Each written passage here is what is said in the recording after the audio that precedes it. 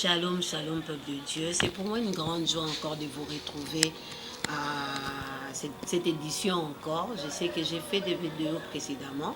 Tu peux te poser la question pour la première fois, toi qui nous as reçus. Moi, c'est le pasteur Laetitia Kambaya Kabunda. Voilà. Par la grâce de Dieu, Dieu nous a donné à comprendre certaines choses. Alors je me suis posé la question, j'ai dit, pourquoi ne pas partager avec le peuple de Dieu?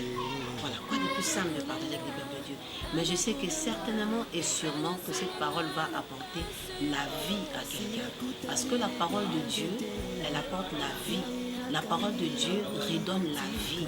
Je me souviens encore du prophète Ézéchiel qui devait prophétiser sur les eaux, afin que les eaux revivent. J'ai dit, la parole de Dieu me fait vivre. La parole de Dieu me fait marcher. La parole de Dieu me bénit. Voilà. Alors aujourd'hui, le Seigneur mettait dans mon cœur, le Seigneur me poussait à parler sur la femme insensée. Voilà. On a toujours parlé de la femme sage, mais on n'a pas eu deux fois le temps d'épingler sur la femme insensée. J'étire mon texte de base dans le livre de Proverbes 14. Pourquoi ne pas interroger la parole? Parce qu'on a dit que la parole, elle fait vivre. Alors tout ce que nous disons doit avoir un soubassement dans la parole de Dieu. Il ne doit pas être des discours persuasifs, des discours persuasifs humains, mais ça doit être des choses basées sur la parole de Dieu qui permettra que nous soyons une bénédiction, une grâce pour plusieurs. Alors écoute ce que Proverbe dit, je suis dans la version du second. Proverbe dit, la femme sage bâtit et l'insensé la renverse de ses propres mains. Dans ces versets, on nous parle de deux femmes. On nous parle de la femme qui bâtit, une femme sage qui bâtit. Dans d'autres versions, on dit la femme qui aime la sagesse bâtit. Et la femme qui refoule l'intelligence détruit. Alors, je me suis posé la question, j'ai dit, Seigneur, c'est qui l'insensé? Parce qu'on a l'impression que l'insensé, c'est seulement cette femme peut-être qui est dans la vie de l'alcool. L'insensé, c'est peut-être cette femme qui est dans la prostitution. L'insensé, on se dit peut-être l'insensé, c'est la femme qui ne prie pas. Voilà, que la femme qui ne prie pas, c'est une femme insensée. Mais le Saint-Esprit, aujourd'hui, m'a appris à comprendre encore une autre dimension de la femme insensée.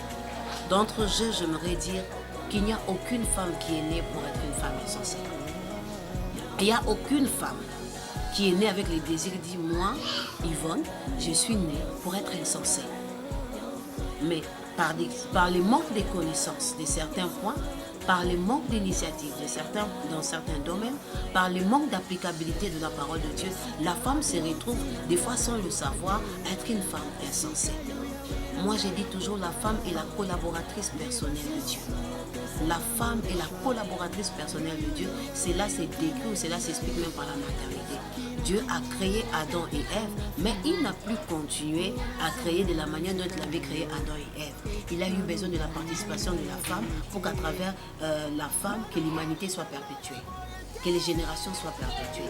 De la même façon qu'il y a l'autre son des cloches qui parle de la femme qui a parlé avec les serpents, de la même façon aussi, on parle de Marie qui a par elle, le Messie est venu, parce que je me pose toujours la question, Jésus aussi pouvait sortir d'un état d'air, je me disais, quoi de plus magnifique?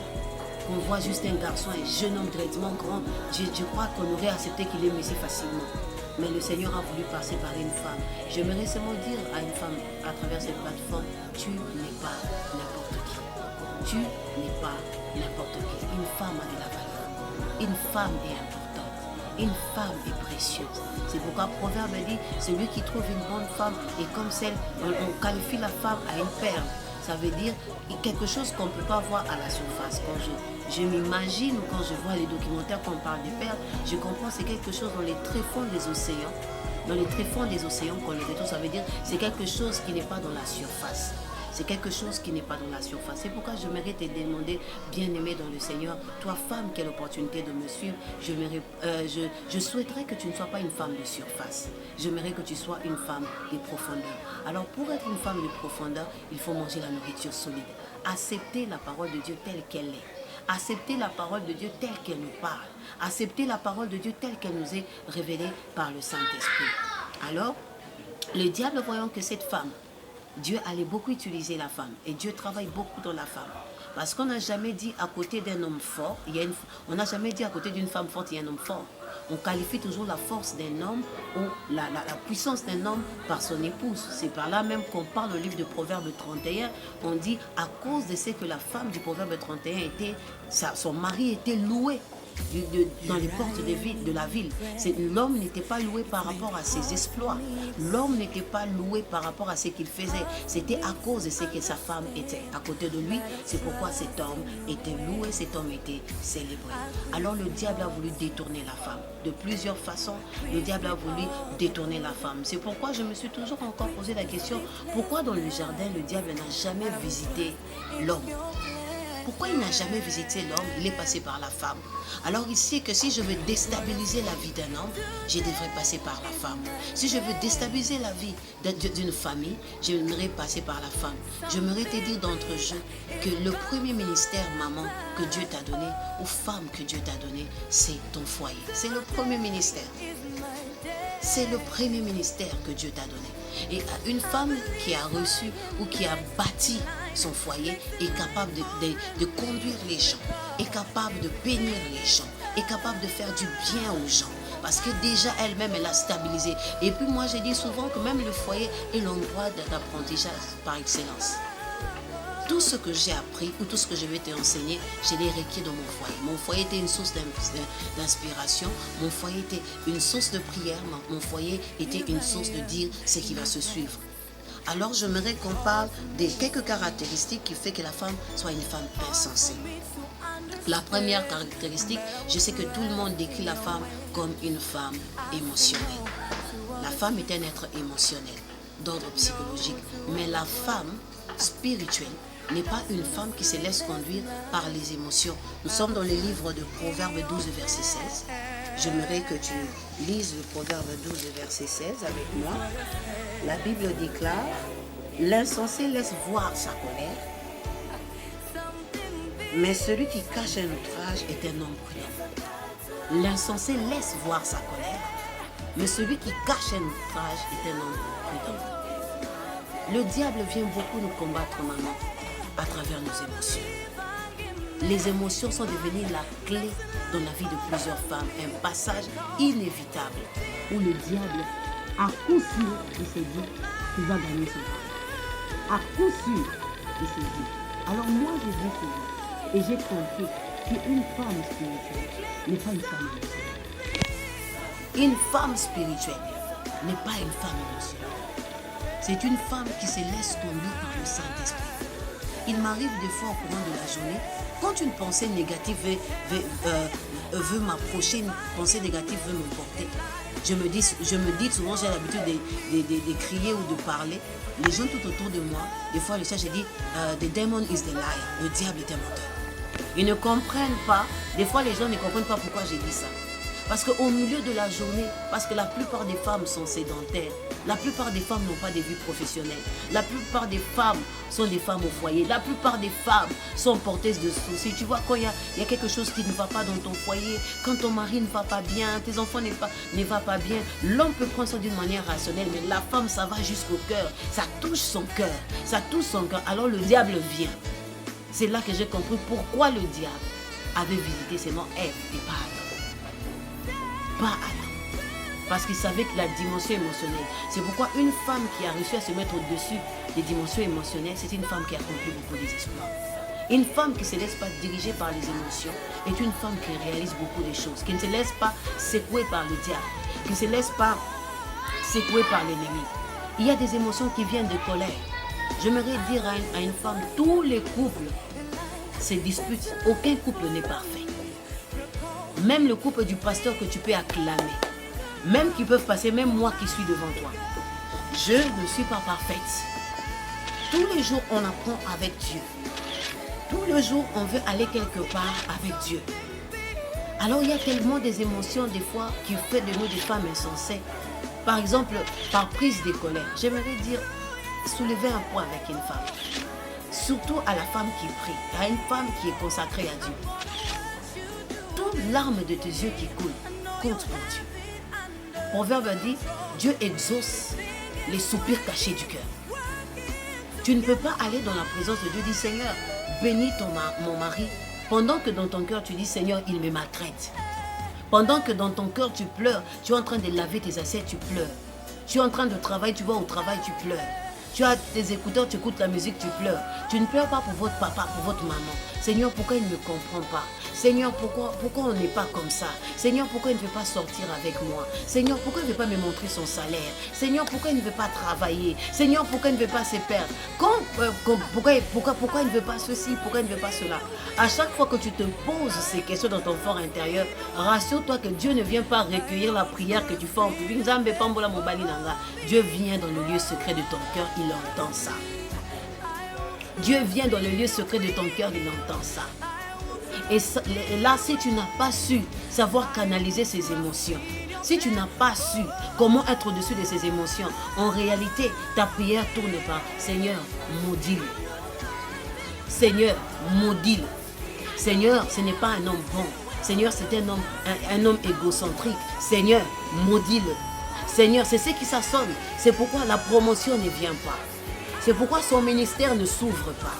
C'est pourquoi tout ce qu'il entreprend ne peut pas investir. À un moment, tu peux avoir souci de lui, mais rappelle-toi d'une chose. Quand tu as ouvert une émotion négative, le diable vient pour prendre cette émotion négative afin d'aller le travailler, afin de vous détruire. Le diable ne sera jamais de ton côté. Quoi qu'il te propose, tu peux même aller, qu'on te donne des gris-gris, qu'on te donne, va le basser, va faire ceci. Le diable ne sera jamais de ton côté. D'ailleurs, tout amour qui est reçu par ordre de fétiche est appelé à mourir. On ne peut pas gagner le cœur d'un homme à cause d'un gris-gris. La Bible dit que la femme qui connaît Dieu gagne son mari in your character, dans ton caractère. On ne demande même pas dans la prière. On ne demande pas dans ta manière de parler. On demande dans ta manière d'être. C'est ta manière d'être qui le pousse à aimer ton Dieu. Combien par notre comportement émotionnel, c'est toi la maman qui va modérer. Mais avant d'aller te modérer, tu t'es chamaillé avec ton mari. Les insultes qui sont sorties de ta bouche, les voisines se sont posées 2 fois la question si tu étais vraiment une chrétienne. Tu es la maman qui prêche. Quand tu es en train de prêcher, des fois tu donnes l'image d'une femme qui habite le ciel, qui ne met même pas ses pieds sur la terre. Mais c'est seul ton mari qui sait combien tu es insolente. Et des fois même quand il y a un problème, tu es incapable de demander pardon. Le pardon de ta bouche n'existe pas. Toi tu es ouin, toi tu es doublement ouin, toi tu es doublement ouin. Il faut savoir une chose. Dieu dit dans Éphésiens 5, le verset 13e, il dit l'homme est le chef de la femme comme Christ est le chef de l'église. Dieu t'a donné cet homme-là dans ta vie. Dieu ne s'est pas trompé. Dieu t'a donné cet homme dans ta vie, même si aujourd'hui tu es archibishop. Tu es une femme qui a beaucoup d'églises. Une femme qui a beaucoup de pères spirituels, des enfants encadrés spirituellement. Tu ne seras jamais l'égal de ton mari. Tu peux me dire, oui, sur le plan ministériel, moi je suis un peu, lui c'est mon fils spirituel. Fais attention, c'est là où il y a le hic. C'est là où il y a le piège du diable. C'est là où beaucoup de servants de Dieu sont tombés. C'est là où beaucoup de ministères se sont éteints. C'est là où beaucoup de choses se sont mal passées dans le ministère des femmes super loin. Parce que des fois, quand on a l'impression d'écouter Dieu, on se dit qu'on n'a pas le devoir d'écouter son mari. Des fois qu'on a l'impression de manifester un charisme de l'esprit, on se dit qu'on n'a pas le devoir. En fait, on vient inverser les rôles à la maison. Le mari devient la femme devient le mari. Aujourd'hui même, à cause de ta position professionnelle, tu veux manipuler ton mari. À cause de la position professionnelle, tu vas avoir un mot à dire sur ton mari. Tu peux avoir un mot. Donc, les dernières paroles ne lui reviennent pas. Les dernières paroles te reviennent à toi. Or que Dieu est un Dieu d'ordre. Quand l'ordre est inversé, même l'approbation de Dieu, Dieu te donne le dos. Parce que rappelle-toi d'une chose, le diable a été précipité à cause de la rébellion. La rébellion n'a jamais élevé une femme. La rébellion n'a jamais béni une femme. La rébellion n'a jamais fait du bien à une femme. C'est pourquoi je vais aller dans mon deuxième point de caractéristique d'une femme insensée. C'est une femme qui n'a pas de soumission. Aujourd'hui, le monde discute sur la relativité du mot soumission. Jusque où? En fait, j'ai rié un peu quelque chose. Une dame donnait l'exemple simple. Madame Armelle Ondo, qui est une dame que je suis beaucoup.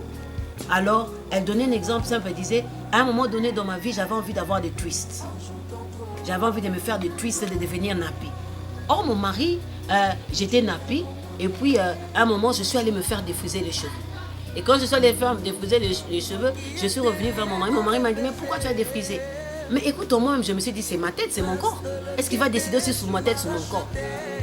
Alors, elle a dit, le Saint-Esprit me reprocha. La Bible dit, le corps de la femme ne lui appartient pas. Elle appartient à ton mari. Ton mari ne veut pas des mèches, mais pas des mèches.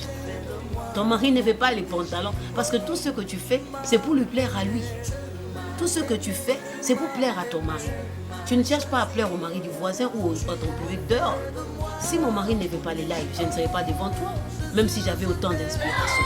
Si mon mari ne veut pas telle chose, je ne serai pas devant toi. C'est là où nous échouons beaucoup. Dans le livre de Genèse, je crois, Genèse 21, le verset 10, la Bible dit, Sarah appela Abraham mon Seigneur. Appela Abraham mon Seigneur, ça veut dire quelqu'un de qui je dépends. Quelqu'un qui a un droit surtout sur moi. Quelqu'un de qui je dépends de vie ou de mort. C'est ça le mari mon Seigneur. Des fois j'ai l'impression qu'on doit arrêter d'appeler le mari bébé. Parce que quand on appelle bébé, tu as l'impression que c'est comme ton Yannick de la maison que tu veux conduire. Tu vois quand tu dis Yannick, personne ne te commande à zapper. Il y a même des femmes, quand elles sont en train de se chamailler avec son mari, d'abord, est-ce qu'une femme peut donner des mots chamailleries? Papa Nanga, est-ce qu'elle peut parler des mots chamailleries à ton mari? Je me suis chamaillée avec moi. D'ailleurs, quand tu te m'as raconté ça, et honte, couvre-toi les gars. Parce que la personne qui t'écoute, il sait déjà qu'il est devant une femme impolie. Il sait déjà qu'il est une femme impolie. Et curieusement, le plus impoli des femmes, c'est celle qui parle la langue. Elle voit les anges, elle voit la vision, elle voit Dieu. Dieu là-bas apparu, lui a dit, je vais t'envoyer dans les nations. Comment elle va t'écouter toi? Elle cause directement avec le suprême. Toi là, tu es créature de Dieu. Elle cause directement avec le suprême. Toi là, tu es objet dans les mains de Dieu. Comme tu es objet dans les mains de Dieu, par déduction, tu es objet aussi entre ses mains. Donc quand tu t'appelles bébé là, ce n'est pas ces histoires de bébé là aussi. Il y a des choses à dire dedans. Quand tu vois bébé là, tu vois, moi c'est vraiment comme ton bébé qui dit, voilà oui. Voilà, oui, il y a des femmes comme ça. À cause de sa position professionnelle, elle pense qu'elle peut manipuler. À cause de sa position professionnelle, elle peut avoir un dictat. Elle décide même qui va dormir chez elle et qui ne dort pas. La maison là, tu en es maîtresse, mais il y a un chef. Ton mari est capable de, sans arrière-pensée ou sans marque d'impolitesse, de dire ta maman ne dort pas ici. C'est lui le chef. Tu es venu bâtir le modèle que Christ a mis en lui. Et si tu es une femme chrétienne et que ton mari n'est pas un modèle, pleure dans la présence de Dieu pour que ton mari, la lumière du Saint-Esprit vienne illuminer ton mari afin de comprendre qu'est-ce qui doit être pour ta maison. Parce que le premier sacrificateur de ma maison, c'est mon mari. Je suis pasteur, il n'est pas. Mais si aujourd'hui je suis là, ou peut-être tu peux dire, ah la dame elle est jolie, hein. C'est lui. C'est lui qui investit. Il investit de son temps. Il investit de ses conseils, il investit de son argent, il investit de ses finances. Je ne serai que les reflets de ce qu'il est. Je ne vais pas venir lui dire, j'ai dit, je vois que moi, on doit aller comme ça. D'ailleurs, regarde dans la manière où nous nous comportons professionnellement. Quand nous sommes au bureau et que nous avons un chef, quand tu as un chef dans ton bureau, quand tu t'approches de lui, tu dis, s'il vous plaît, sire, est-ce que vous pouvez signer ces documents? Même si le chef vient à 12h et que ton cœur est rempli comme ça de colère, tu n'oses jamais manifester à ton chef que tu es fâché, les documents et signés en retard. Il va te demander, monsieur, s'il vous plaît, directeur, pouvez-vous rappeler du document que je vous ai laissé? Mais toi, quand ton mari rentre et que tu es rempli de colère, il doit sentir que toi, tu es d'une certaine tribu. Il doit sentir que... Et puis, tu te bombes le torse. Eh, nganaza un tel, ngamungala, babone la kangaite. Motetela mafumbe, tu te glorifies. Si toi tu es mungala et que yoba mone la kayote, qui accepte le mariage accepte la soumission. Qui veut se marier accepte la soumission. Si dans ton cœur là il y a un problème de soumission, reste seul. Parce que accepter d'être marié, c'est être sous le joug de quelqu'un.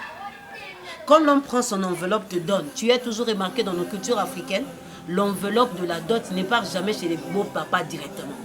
On prend, on donne à la fille qui va donner à son père. Ça veut dire que par ces truchements, j'accepte d'entrer sous ton autorité. Par son contentement, j'accepte de connaître. Pourquoi? Tu ne dois pas te poser la question sur la soumission. Maman, il boit, maman, il est incorrect. Tu devais régler ces problèmes à l'extérieur. Quand tu as accepté d'aller avec lui, tu vas l'accepter tel qu'il est. La plupart des temps, Dieu ne change pas nos époux parce que Dieu remarque en nous-mêmes un esprit de rébellion. Rappelle-toi que le diable a été précipité à cause de la rébellion. Si Dieu sent que tu n'as pas le sens d'autorité devant toi, Dieu ne va pas changer cet homme. Parce que beaucoup de femmes vont dans la présence de Dieu, Seigneur, change mon mari. Pas pour qu'il soit un meilleur enfant de Dieu, mais pour avoir la capacité à dompter. Elle veut dompter l'homme. Oh, tu ne me montres pas ton salaire. Pas parce qu'elle a envie d'aider l'homme dans la gestion. Elle a envie de savoir que rien ne l'échappe. Rien ne l'échappe. Il y a même des femmes qui sont experts, même si son mari a un iPhone, elle est capable de prendre ses téléphones dans le mari dort. Elle va les donner à l'expert pour lui donner le code du téléphone du mari. Quand le mari dort dans le sommeil, elle est là. Qui a chatté? S'il y a un numéro qui n'est pas dans le répertoire de son mari qui est suspect, elle récupère d'abord. Elle va acheter une autre SIM. Elle va entendre c'est qui, quel degré d'affinité ils ont avec mon mari. C'est un travail à temps plein. C'est un travail. Tu as changé combien de SIM? C'est un travail à temps plein. Et qu'est-ce que tu vas recevoir de tout ça? La frustration. Une femme qui n'est pas soumise est une femme frustrée. Une femme qui n'est pas soumise est une femme frustrée. Tu seras frustré dans ton foyer, frustré de la qualité de la relation avec ton mari, frustré parce qu'il y a simplement dans ta vie un problème de soumission. Tu as accepté cet homme dans ta vie, accepte son autorité. Aucune femme, je le dis, même si tu as un master, quand un homme vient t'épouser, dis-toi dans ton esprit, aucune femme n'est plus intelligente que son mari. Aucune femme. Dieu ne peut pas te donner un chef sot. Ça veut dire que même s'il n'est pas gradué, il est D6. Dieu sait qu'il a mis en lui un chazak, une dimension qui te couvre. Parce qu'un homme peut prier pour sa femme, même sans pasteur, et Dieu délivrer sa femme d'un mari de nuit à cause de la légalité spirituelle qu'il a sur toi. C'est pourquoi même quand tu es stressé ou quand tu as des problèmes, demande simplement à ton mari de prier pour toi. Elle l'humilité, même si tu es pasteur, dis, chérie, s'il te plaît, prie pour moi. Et tu verras que les choses iront vite parce que Dieu reconnaît son autorité. Un homme que tu ne reconnais pas l'autorité, Dieu peut te frapper par des cancers, plusieurs maux, ou la vie professionnelle qui boite. Tu verras, il y a des femmes, elles gagnent 1 million, peut-être des francs congolais ici au Congo, mais elles montrent à son mari la moitié parce qu'on lui avait dit qu'on ne montre pas tout à l'homme, il faut que tu gardes une partie à côté. Maintenant, quand tu gardes une partie à côté, ce n'est pas une partie qui construit dans le foyer. Qu'est-ce qu'il fait d'abord? Le jour que l'homme découvre, tu perds l'estime et le respect. Il trouve que tu es une femme menteuse, ça commence déjà par là. Mais il a du mal même à te suivre dans ton église parce qu'il a trouvé beaucoup de failles dans ta personne. Je m'aimerais encore ajouter quelque chose sur un témoignage qui m'avait frappé. Le témoignage de la femme du pasteur Wayne Wosthoff, je crois bien. Je ne sais pas si je prononce bien le mot, c'est un mot allemand. Alors, cet homme ne connaissait pas Dieu. Il persécutait beaucoup sa femme. Il persécutait beaucoup sa femme. Il était un homme pas doux, un homme coléreux, un homme colérique, un homme avec des paroles méchantes. Mais la femme était une chrétienne. Alors tellement qu'il n'aimait pas que la femme aille à l'église, elle s'est battue. Un jour, elle a travaillé. Elle a dit, chérie, s'il te plaît, on a un séminaire, est-ce que je peux y aller? Elle a pris son mal en patience, elle est partie au séminaire. Son mari a dit, tu peux partir, mais reviens avant 20h. Il n'était pas même 20h01, le mari a fermé la porte. Elle a dormi dehors, devant la porte. Elle a dormi dehors. Mais mets-toi seulement à la place de cette femme. Quelle aurait été ta réaction? Quelqu'un qui te ferme la porte dehors. Tu aurais frappé tous les voisins. Auraient su chez toi là-bas, il y a un problème. Tu aurais crié, tous les voisins auraient su chez toi là-bas, il y a un problème. Alors la femme, elle est restée devant la porte. Le mari le matin s'est réveillé pour voir quelle en était. Est-ce qu'elle était partie? Quand le mari a ouvert la porte, elle était dormie à la porte. Elle est tombée parce que quand la porte était ouverte, elle est retombée dedans. La première des choses qu'elle a commencé, elle a fait d'abord une bise à son mari. Bonjour chérie, elle est entrée dans la cuisine. Ah chérie, je suis même en retard pour ton repas. Je suis en retard pour ton dîner. Le mari était stupéfait. Comment cette femme à qui j'ai fait du mal est prête encore à me rendre service? C'est comme ça le pasteur dit qu'il a donné sa vie à Jésus. Il a compris que Jésus rendait les gens meilleurs. Il a compris que Jésus rendait les gens bien. Ton mari là n'attend que ta soumission pour changer. La situation de ton foyer n'attend que tu jettes l'éponge. Jette un peu l'orgueil. Fais tomber un peu l'orgueil. Fais tomber un peu le surestime de toi. Fais tomber la considération élevée de toi. Et tu verras que Dieu bâtira. Dieu bâtira cette maison. Et tu seras la femme dans la première dimension, la femme qui a aimé la sagesse, a mis son intelligence pour bâtir. Laisse Dieu parler à ta place. Laisse Dieu parler à ton mari à ta place. Quand tu as un problème avec lui, va dire à Dieu, Seigneur, je vois que mon mari n'est pas très affectueux, mais je veux que tu l'aides à comprendre l'amour de Christ, parce que je sais s'il aime Dieu, il m'aimera. Que l'Éternel Dieu te bénisse.